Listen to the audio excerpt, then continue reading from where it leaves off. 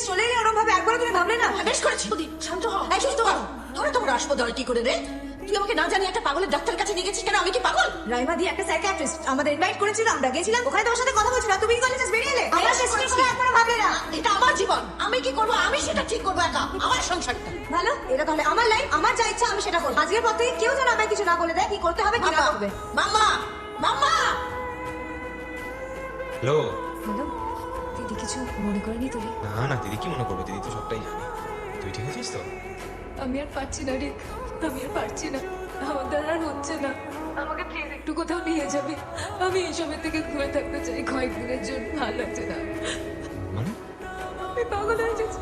কিন্তু সবার মাঝে থেকে আমি পাগল হয়ে গেছি। সারাক্ষণ অশান্তি ঝামেলা, মানে কে আছে বল? কেউ নেই, একটা বন্ধু নেই, কেউ নেই। সারাক্ষণ এ নিয়ে ওই নিয়ে ঝামেলা লেগেই চলেছে। তুই তুই কি বলছিস এসব? এরকম চলতে থাকলে আমি বলছি আমি কিন্তু সুইসাইড করবো এরপরে। হোয়াট?